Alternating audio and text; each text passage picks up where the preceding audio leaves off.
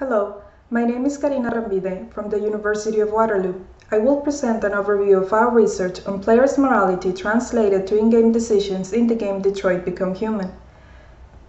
In interactive story games, players make decisions that advance and modify the unfolding story. In many cases, these decisions have a moral component. Examining decision-making in these games illuminates whether players mobilize their real-life morality to make in-game decisions and what impact this has in both the game world and real life.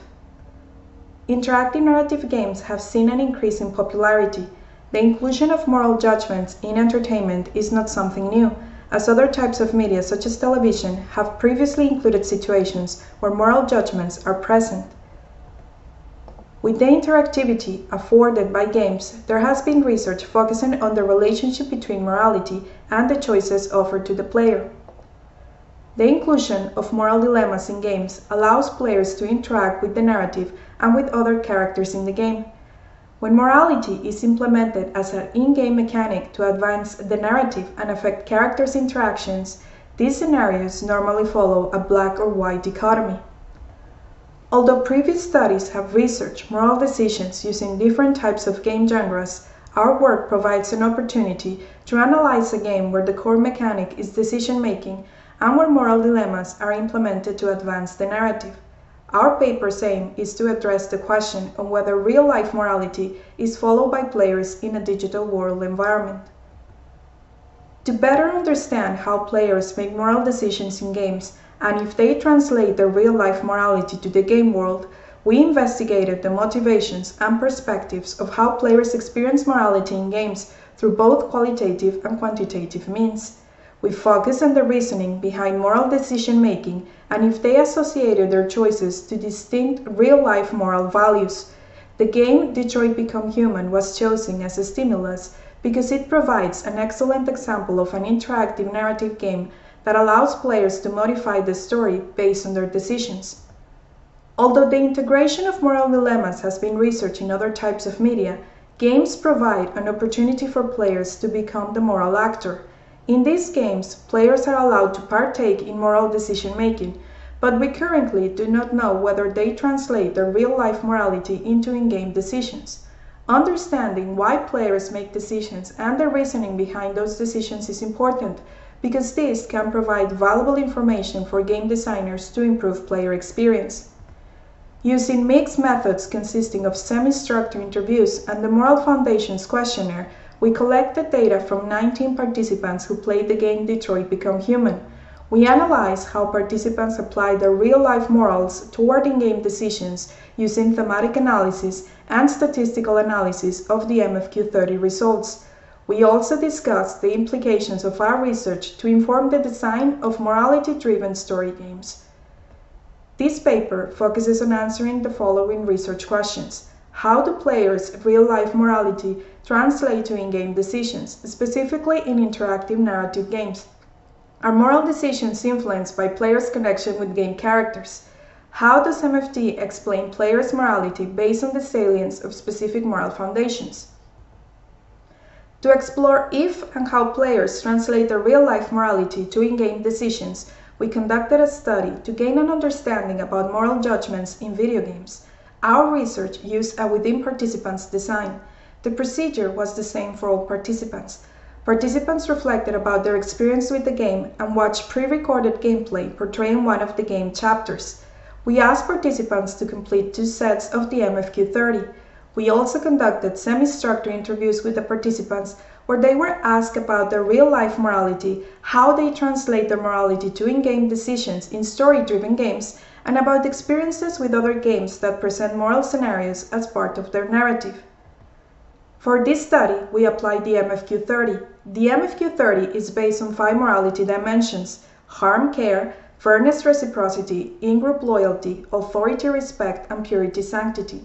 Qualitative interview data were collected via one-on-one remote semi-structured interviews. Data about participants' previous experience with the game were also collected. The interviews allow us to collect information about participants' perception of morality, not only about their own, but also about the characters in the game. For the qualitative analysis, we follow a thematic analysis approach based on the method proposed by Brown and Clark. In this thematic analysis, we included the analysis, organization, descriptions, and report of common themes based on the collected data. We followed the process to report on the comprehensive analysis of the qualitative data from the interviews, following a reflexive thematic analysis approach. For the quantitative analysis, we calculated Cronbach's alpha reliability tests to verify if the measures were valid for our reporting.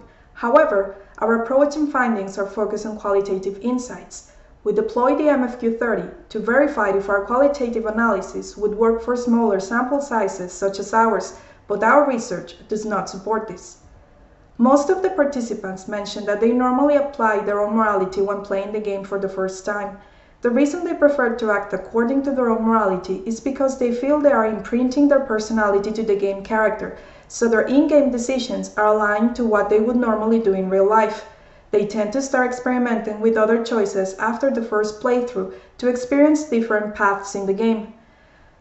When talking about connection with the game characters, participants mentioned that they would normally select choices to build a positive relationship with them.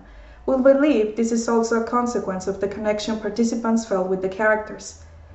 Some participants mentioned that they would feel emotions like guilt if they do not follow their own morality in scenarios where players feel the consequences to their choices are going to affect other characters in the game. They prefer to select the good choices to avoid feeling guilty. Interactive narrative games give the opportunity to experiment with morality depending on the game context. This allows participants to have personalized experiences based on how the narrative is designed and presented. At the same time, participants mentioned that the realism of the narrative and the characters affect how they apply morality and make decisions in the game.